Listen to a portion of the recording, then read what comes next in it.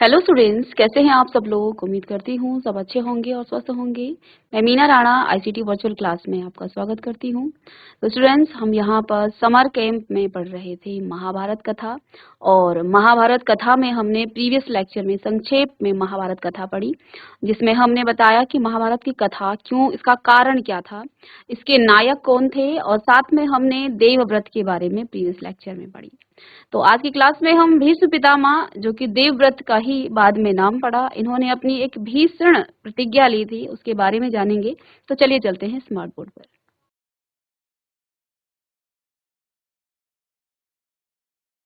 तो चलिए, previous lecture में हमने यहाँ पर देवव्रत, जो कि गंगा और राजा शांतनु के पुत्र थे, उनके बारे में पढ़ा कि किस प्रकार से राजा शांतनु ने अपने 7 पुत्रों को गंगा को नदी में प्रवाहित करने से नहीं रोका, और अंत में राजा शांतनु से नहीं रहा गया, उन्होंने गंगा से प्रश्न किया। क्योंकि गंगा जब राजा शांतनु को मिली थी, तो गंगा ने यहाँ पर एक जो है अपनी शर्त रखी थी कि यदि आपने मुझे कभी भी भविष्य में किसी भी काम के लिए रोका या टोका, तो मैं आपको छोड़कर चली जाऊंगी। तो इसके बाद क्या होता है, गंगा राजा शांतनु के 7 पुत्रों को जन्म देती है, और जन्म देने के बाद गंगा नदी में प्रवाहित कर देती है। राजा शांतनु पहले तो चुप रहे, लेकिन अंतिम जब 8वां पुत्र ने इनके जन्म लिया, तो इनसे नहीं रहा गया, इन्होंने गंगा से प्रश्न किया।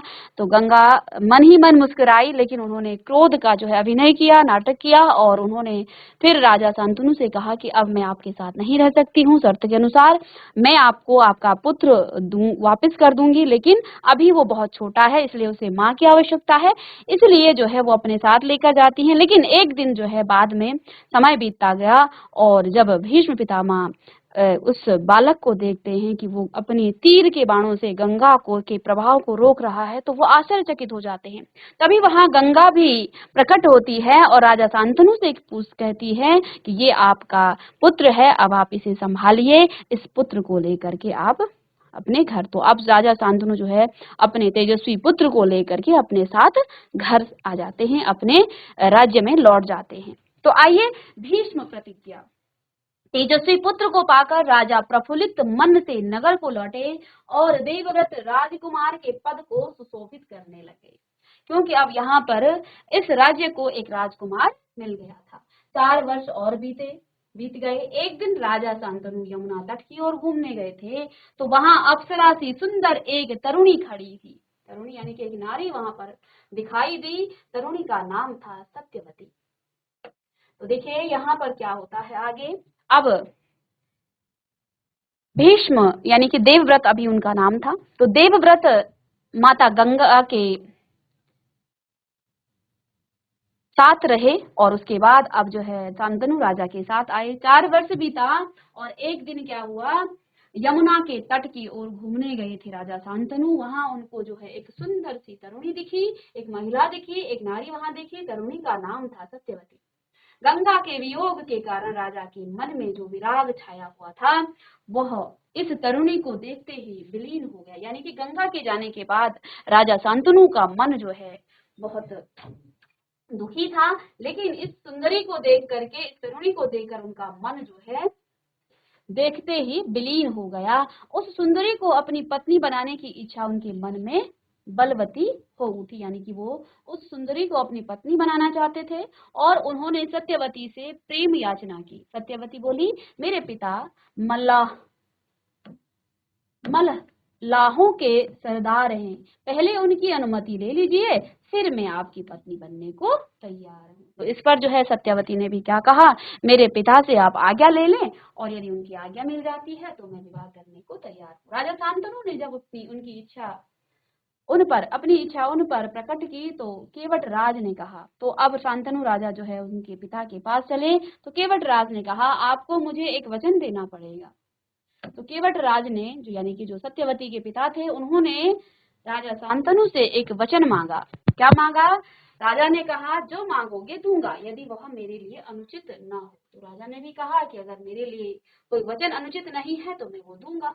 केवट राज बोले, आपके बाद हस्तिनापुर के राज सिंहासन पर मेरी लड़की का पुत्र बैठेगा, इस बात का आप मुझे वचन दे सकते हैं?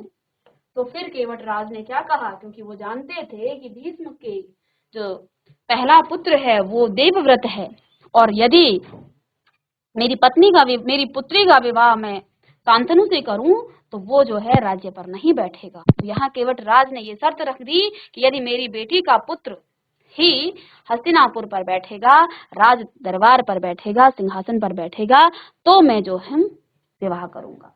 केवट राज की शर्त राजा शांतनु को नागवार लगी, तो उनको जो है ये उचित नहीं लगा, क्योंकि उनका पहले से एक पुत्र था देवव्रत। गंगा सुत को छोड़कर, यानी गंगा के पुत्र को छोड़कर अन्य किसी को राजगद्दी पर बैठाने की कल्पना तक उनसे न हो सके। निराश और उद्विग्न मन से वह नगर की ओर लौटे और किसी से कुछ कह भी न सके, पर चिंता उनके मन को कीड़े की तरह कुतर कुतर कर खाने लगी। तो अपने मन में जो है उनको बहुत गहरी चिंता हुई, वो ना तो सत्यवती को पा सके, और क्योंकि यहाँ केवट राज ने सत्यवती के पिता ने जो है एक ऐसी शर्त रख दी थी जो शांतनु के लिए जो है माननी असंभव थी। देवव्रत ने देखा कि उनके पिता के मन में कोई न कोई व्यथा समाई हुई है। एक दिन उसने शांतनु से पूछा, पिताजी, संसार का कोई भी सुख ऐसा नहीं है जो आपको प्राप्त न हो, फिर भी इधर कुछ दिनों से आप दुखी दिखाई दे रहे हैं, आपको किस बात की चिंता है? तो देवव्रत भी क्योंकि अब कुछ युवावस्था की तरफ चल रहे थे, तो वो अपने पिता के हाव भाव से समझ गए थे कि मेरे पिता शांतनु कुछ दिनों से क्या हैं, बड़े दुखित हैं और चिंतित हैं।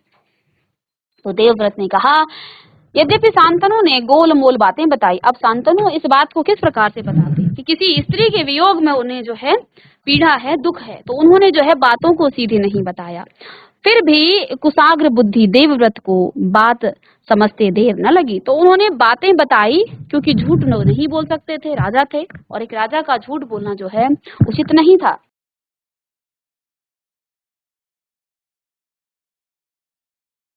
इसलिए राजा ने बातों को गोल मोल करके बताई, लेकिन जो देवव्रत थे वो कुशाग्र बुद्धि के थे, बड़े तीव्र बुद्धि के थे। उन्होंने बात को एकदम से समझ लिया। उन्होंने राजा के सारथी से पूछताछ करके उस दिन केवट राज से गंगा नदी के किनारे जो कुछ बातें हुई थी उनका पता लगा लिया। अब क्योंकि जो है कहीं राजा जाए और उसका सारथी को सारी बातें पता होती हैं, सारी जो बातें होती हैं वो सारथी साथ में था। तो देवव्रत ने अब राजा शांतनु के सारथी से सारी बातें पता की और पिताजी के मन की व्यथा वो जान गए और सीधे केवट राज के पास गए और उनसे कहा कि वह अपनी पुत्री सत्यावती का विवाह महाराज शांतनु से कर दे। तो इधर जो है देवव्रत ने सीधे केवट राज के पास जाकर के सत्यवती का विवाह अपने पिता शांतनु से करने की बात कही। केवट राज ने वही शर्त दोहराई। अब केवट राज ने यही शर्त जो है देवव्रत के सामने भी दोहराई जो उन्होंने शांतनु के सामने रखी थी। देवव्रत ने कहा, यदि तुम्हारी आपत्ति का कारण यही है तो मैं वचन देता हूँ कि मैं राज्य का लोभ नहीं करूंगा, सत्यवती का पुत्र ही मेरे पिता के बाद राजा बनेगा। तो इधर जो है देवव्रत ने क्या कहा कि अगर आपकी यही शर्त है तो मैं वचन देता हूँ कि मैं राज्य का लोभ नहीं करूंगा, सत्यवती का पुत्र ही मेरे पिता के बाद क्या बनेगा, राजा बनेगा। केवट राज इससे संतुष्ट न हुए, उन्होंने और दूर की सोची और क्या बोले, आर्यपुत्र, इस बात का मुझे पूरा भरोसा है कि आप अपने वचन पर अटल रहेंगे, किंतु आपकी संतान से मैं वैसी आशा कैसे रख सकता हूँ? आप जैसे वीर का पुत्र भी तो वीर ही होगा। बहुत संभव है कि वह मेरे नाती से राज्य छीनने का प्रयत्न करे और इसके लिए आपके पास क्या उत्तर है? तो इधर जो है केवट राज ने बहुत दूर तक सोची। अभी देवव्रत स्वयं एक बालक थे। उन्होंने क्या कहा, आप के वचन पर तो मुझे पूरा विश्वास है, लेकिन आपकी जो संतान होगी वो कहीं मेरी पुत्री के पुत्रों के भी पुत्रों के जो है लड़ न ले, यानी कि मेरे नाती से राज्य छीनने का वो प्रयत्न करेंगे और आप तो वीर हैं ही, वो भी वीर होंगे क्योंकि वो आपके ही पुत्र होंगे। इसके लिए आपके पास क्या उत्तर है? इस तरह की बातें जो है यहाँ पर केवट राज ने रखी। केवट राज का प्रश्न जो है अप्रत्याशित था, उसे संतुष्ट करने का यही अर्थ हो सकता था कि देवव्रत अपने भविष्य का भी बलिदान दे दे। किंतु पितृभक्त देवव्रत इससे जरा भी विचलित नहीं हुए। तो इस प्रकार की बहुत दूर तक इन्होंने बात की, लेकिन देवव्रत जो है पितृभक्त थे, अपने पिता के परम भक्त थे, अपने पिता के बारे में वो सोच रहे थे। देवव्रत उनसे जरा भी विचलित नहीं हुए। गंभीर स्वर में उन्होंने यह कहा, मैं जीवन भर विवाह नहीं करूंगा, आजन्म ब्रह्मचारी रहूंगा। मेरी संतान ही न होगी, तो अब तो तुम संतुष्ट हो। तो देवव्रत ने इस प्रकार की भीषण प्रतिज्ञा कर दी कि अगर तुम्हें इसी बात का दुख है कि मेरी संतान कहीं तुम्हारे नाती के साथ युद्ध ना करे और उनसे राज्य न छीने, तो मैं ये भी प्रण लेता हूँ कि मैं आजीवन कोई विवाह नहीं करूंगा, और विवाह नहीं करूंगा तो मेरी कोई संतान नहीं होगी। इस बात से अब तो तुम संतुष्ट हो। किसी को आशा न थी कि तरुण कुमार ऐसी कठोर प्रतिज्ञा करेंगे। देवव्रत ने भयंकर प्रतिज्ञा की थी, इसलिए उस दिन से उनका नाम ही भीष्म पड़ गया था। देवव्रत, इनका भीष्म पितामह का नाम जो है देवव्रत था, लेकिन इस भीषण प्रतिज्ञा के बाद उनका नाम भीष्म पड़ गया था। केवट राज ने सानंद अपनी पुत्री को बड़े आनंद के साथ, क्योंकि अब उन्हें कोई भय नहीं था कि मेरी पुत्री जो है राज करेगी, मेरी पुत्री के जो पुत्र होंगे वो भी राज करेंगे, उन्होंने बड़े आनंद से अपनी पुत्री को देवव्रत के साथ विदा कर दिया। सत्यवती ने शांतनु के 2 पुत्र हुए। अब जो है इधर सत्यवती से शांतनु के 2 पुत्र हुए, चित्रांगद और विचित्रवीर्य। शुरू में ही हम आपको बता चुके हैं, है ना। तो वो जो चित्रांगद और विचित्रवीर्य थे वो थे सत्यवती के पुत्र। शांतनु के देहावसान पर, यानी कि जब शांतनु राजा इस संसार से चल बसे थे, उसके बाद चित्रांगद, क्योंकि पहले पुत्र थे, बड़े पुत्र थे, चित्रांगद जो है हस्तिनापुर के सिंहासन पर बैठे। उनके युद्ध में मारे जाने पर विचित्रवीर्य विचित्रवीर्य विचित्रवीर्य विचित्रवीर्य की 2 रानियां थी, अंबिका और अंबालिका। अंबिका के पुत्र थे धृतराष्ट्र और अंबालिका के पांडु। तो इधर जो है विचित्रवीर्य पहले चित्रांगद थे और उसके बाद उनका युद्ध में निधन हो गया था, उनकी मृत्यु हो गई थी। दूसरे भाई थे सत्यवती का दूसरा पुत्र विचित्रवीर्य। विचित्रवीर्य की 2 रानियां थी, अंबिका और अंबालिका। अंबिका के पुत्र थे धृतराष्ट्र और अंबालिका के पुत्र थे पांडु। धृतराष्ट्र ने पुत्र कौरव के पुत्र जो हैं कौरव कहलाए और पांडु के पुत्र पांडव कहलाए, यानी कि ये भी जो हैं एक ही दादा के, ये जो हैं एक ही जो है भाई थे। पांडव और कौरव भाई थे, ठीक है, क्योंकि पांडु और जो धृतराष्ट्र हैं वो दोनों भाई थे, ठीक है। तो इधर जो है विचित्रवीर्य की 2 रानियां थी, अंबिका और अंबालिका। अंबिका के पुत्र धृतराष्ट्र थे और अंबालिका के पुत्र थे पांडु। धृतराष्ट्र के पुत्र कौरव कहलाए और पांडु के पुत्र कहलाए पांडव। महात्मा भीष्म शांतनु के बाद से कुरुक्षेत्र युद्ध का अंत होने तक उस विशाल राजवंश के सामान्य कुल नायक और पूज्य बने रहे। शांतनु के बाद कुरुवंश का क्रम यह रहा। तो देखिए, इसके बाद जो है शांतनु राजा के बाद यहाँ पर कुरुवंश का जो वंशज है आगे का जो वो कुछ इस प्रकार से रहा। शांतनु राजा की 2 रानियां थी, गंगा से देवव्रत उनके पुत्र रहे, और सत्यवती के 2 पुत्र थे, चित्रांगद और विचित्रवीर्य। चित्रांगद की मृत्यु हो गई, इसलिए चित्रांगद का वंश यही खत्म हो जाता है। और विचित्रवीर्य की 2 अन्य रानियां थी, अंबिका और अंबालिका। अंबिका से धृतराष्ट्र का जन्म हुआ और अंबालिका से पांडु का जन्म हुआ। धृतराष्ट्र के पुत्रों का नाम कौरव था और अंबालिका से पांडु और पांडु से पांडवों का जन्म हुआ। और ये जो महाभारत हम पढ़ रहे हैं वो पांडवों और कौरवों के बीच का ही युद्ध है। ये तो इतिहास था पांडवों और कौरवों का, यानी कि उनके दादा परदादा, उनकी माता, उनकी दादी कौन थी, उनके बारे में। तो ये था यहाँ पर। चलिए अब अंबा और भीष्म की यहाँ पर कहानी आती है। तो अंबा कौन थी और भीष्म कौन थे? देखिए, भीष्म ने बचपन में ही आजीवन अविवाहित रहने की प्रतिज्ञा ले ली थी। अंबा जो है भीष्म पितामह को से विवाह करना चाहती थी, क्योंकि अंबा जो है पहले से, अभी हम इस कहानी में ही इसको पढ़ेंगे। तो आइए, सत्यावती के पुत्र चित्रांगद बड़े ही वीर परंतु स्वेच्छाचारी थे। एक बार किसी गंधर्व के साथ युद्ध हुआ, उसमें वह मारे गए। तो जैसा कि हमने ऊपर भी बताया कि सत्यवती के दो पुत्र थे, चित्रांगद और विचित्रवीर्य। तो बड़ा जो पुत्र था वो बड़ा वीर था। इसके बाद वो स्वेच्छाचारी था, किसी गंधर्व के साथ उसका युद्ध हुआ तो वह मारे गए। उसके बाद उसका कोई पुत्र नहीं था, इसलिए उसके छोटे भाई विचित्रवीर्य हस्तिनापुर की राजगद्दी पर बैठे। विचित्रवीर्य की आयु उस समय बहुत छोटी थी, इस कारण उनके बालिग होने के लिए राजकाज भीष्म को ही संभालना पड़ा। तो क्योंकि यहाँ भीष्म जो हैं बिल्कुल अलग रहकर राज्य में उन्होंने एक राजा के पद पर नहीं, लेकिन ये हस्तिनापुर के बड़े ही पूजनीय रहे और सभी जो है इनका सम्मान करते थे। क्योंकि अंततः अगर देखा जाए तो ये जो हस्तिनापुर का राज्य था ये भीष्म पितामह का ही था, जिसको सत्यवती के पिता ने जो है अपने पुत्री के पुत्रों को मांगा था भीष्म से, और भीष्म ने अपना राज्य जो है अपने पिता के सुख के लिए दान कर दिया था। किसे? सत्यावती को, या जो अंगराज थे।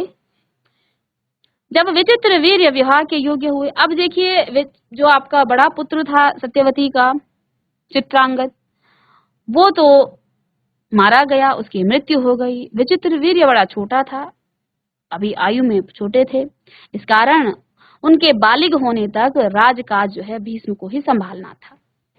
जब विचित्रवीर्य विवाह के योग्य हुए तो भीष्म को उनके विवाह की चिंता हुई, तो उनको लगा अब इनका विवाह भी करना चाहिए, क्योंकि बड़े तो वही थे घर के, उन्हें उस राज्य के। उन्हें खबर लगी कि काशीराज की जो कन्याएं हैं उन कन्याओं का स्वयंवर होने वाला है। काशीराज की 3 कन्याएं थी, तो उन्हें इस बीच खबर लगी कि काशीराज की कन्याओं का स्वयंवर होने वाला है। यह जानकर भीष्म बड़े खुश हुए और स्वयंवर में शामिल होने के लिए काशी रवाना हो गए। तो अब वो तो विचित्रवीर्य के लिए जो है शादी के लिए कन्या का वरण करने गए थे। देश विदेश के अनेक राजकुमार उस स्वयंवर में भाग लेने के लिए आए थे। राजपुत्रियों को पाने के लिए आपस में बड़ी स्पर्धा थी, तो यहाँ पर जो है बड़ी प्रतियोगिता चल रही थी इन राजपुत्रियों को पाने के लिए। तो क्षत्रियों में भीष्म की प्रतिज्ञा की प्रतिष्ठा अद्वितीय थी। उनके महान त्याग और भीषण प्रतिज्ञा का हाल सब जानते थे।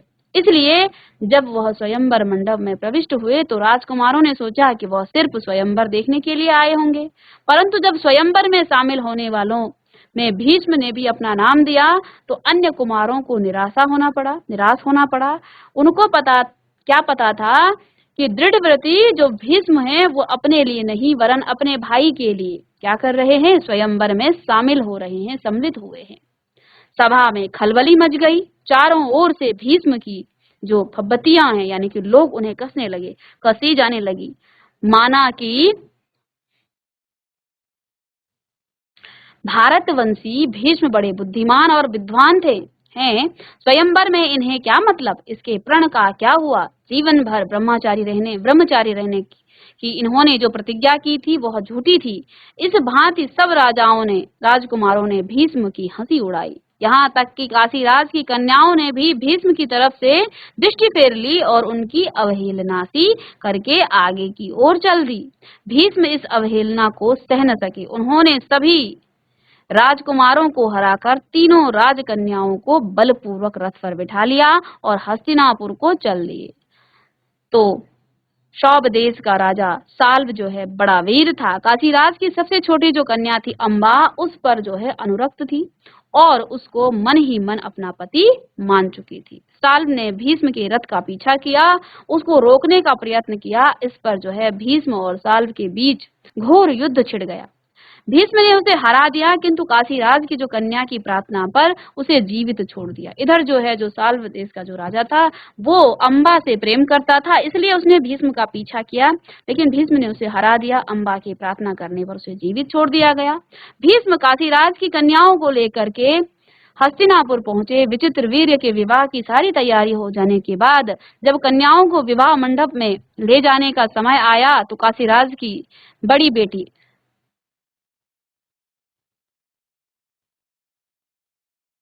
सबसे बड़ी बेटी अम्बा एकांत में भीष्म से बोली, गंगांगेय यानी गंगा पुत्र, मैंने अपने मन में सौभ देश के राजा साल्व को अपना पति मान लिया था। इसी बीच आप मुझे बलपूर्वक यहाँ ले आए। मेरे मन की बात जानने के बाद आप मेरे बारे में अब जो उचित समझे करें। तो इधर प्रार्थना किया अम्बा ने। भीष्म को अम्बा की बात जची। उन्हें लगा कि हाँ, मैंने गलत कर दिया है। उन्होंने अम्बा को उसकी इच्छा अनुसार उचित प्रबंध के साथ साल्व के पास भेज दिया और अम्बा की दोनों बहनों अंबिका और अंबालिका का विचित्र वीर्य के साथ विवाह करा दिया। अम्बा अपने मनोनीत वर राज साल्व के पास गई और सारा वृतांत कह सुनाया। तो सारी कहानी सुनाई कि ऐसा ऐसा हुआ। उसने कहा, राजन, मैं आपको ही अपना पति मान चुकी हूँ। मेरे अनुरोध में भीष्म ने मुझे आपके पास भेजा है। आप मुझे अपनी पत्नी स्वीकार कर लें। पर साल्व न माना। उसने अम्बा से कहा, सारे राजकुमारों के सामने भीष्म ने मुझे युद्ध में पराजित किया है और तुम्हें बलपूर्वक हरण करके ले गए। इतने बड़े अपमान के बाद मैं तुम्हें कैसे स्वीकार कर सकता हूँ? तुम्हारे लिए अब उचित यही है कि तुम भीष्म के पास जाओ और उसकी सलाह के मुताबिक ही काम करो। बेचारी अम्बा हस्तिनापुर लौट आई और भीष्म को सारा हाल कह सुनाया। उन्होंने विचित्र वीर्य से कहा, वत्स, राजा साल्व अम्बा को स्वीकार नहीं करता है। इससे जो है विदित होता है कि उसकी इच्छा अम्बा को पत्नी बनाने की नहीं थी। अब उसके साथ तुम्हारा ब्याह करने में कोई आपत्ति नहीं रही है, पर विचित्र वीर्य अम्बा के साथ ब्याह करने को राजी न हुए। अब इधर जो है विचित्र वीर्य भी जो है अड़ गए कि मैं अम्बा के साथ विवाह नहीं करूंगा। बेचारी अम्बा न इधर की रही न उधर की, कोई और रास्ता न देख वह भीष्म से बोली, गांगेय, मैं तो दोनों ओर से ही गई, मेरा कोई भी सहारा न रहा।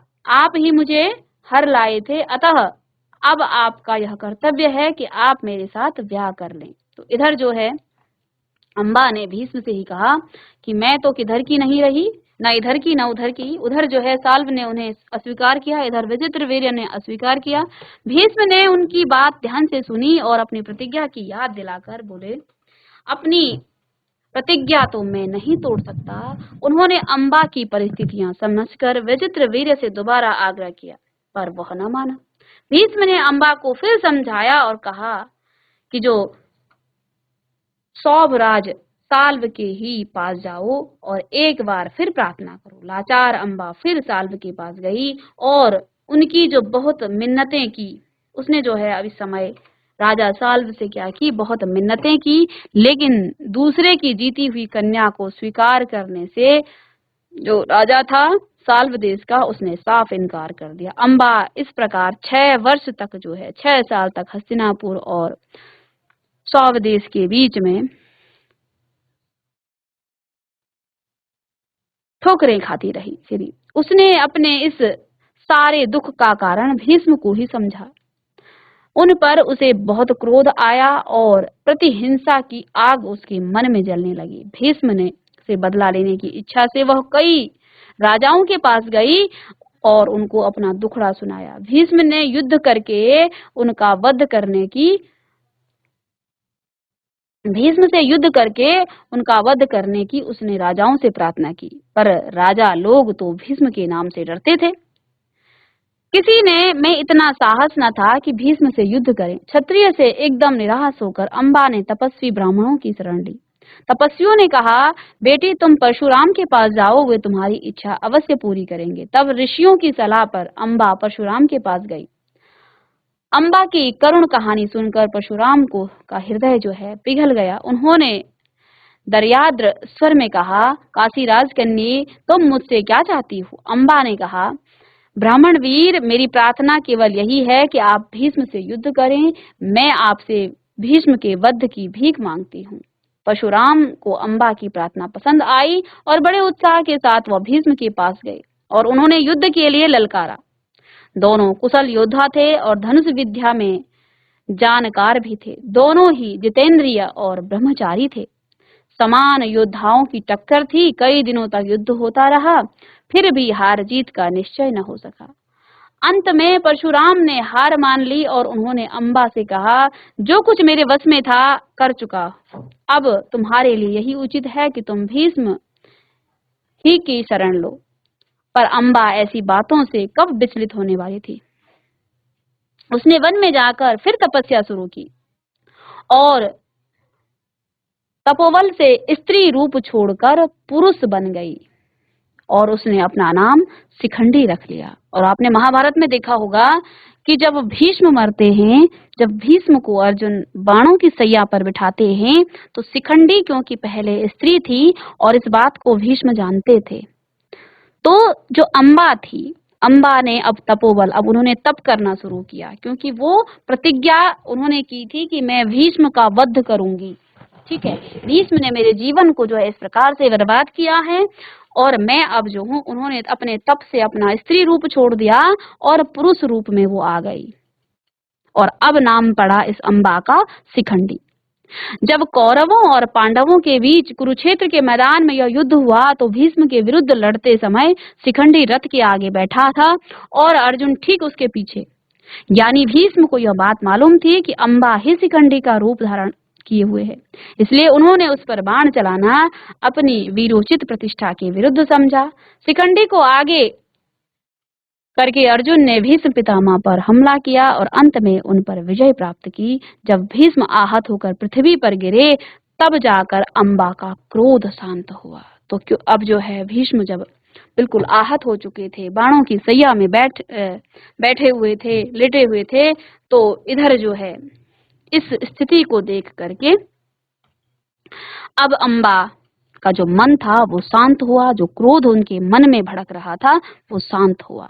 तो आपने महाभारत की कथा में सुना होगा या आपने देखा भी होगा कि शिखंडी जो इस युद्ध में था कौरवों इनके साथ, पांडवों और कौरवों के युद्ध में शिखंडी ने भाग लिया था, तो शिखंडी जो है भीष्म पितामह से बदला लेना चाह रहा था, क्योंकि वो पहले अम्बा का रूप था और अपने तपोबल के कारण, अपने तप के कारण उसने स्त्री रूप छोड़ करके पुरुष रूप रखा था।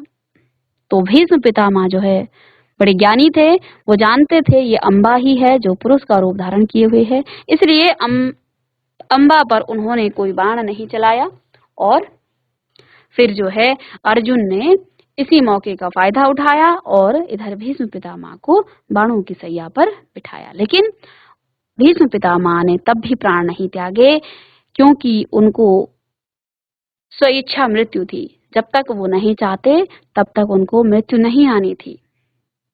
तो जब सूर्य जो है दक्षिणायन से उत्तरायण की तरफ गया तब जो है 6 महीने तक वो इस बाणों की सैया में लेटे रहे और इसी तरह से जो है उसके बाद उन्होंने इस धरती को छोड़ा और वो यहाँ से चले गए। अब यहाँ पर जो है विदुर की कहानी आती है, उसको हम नेक्स्ट क्लास में पढ़ेंगे।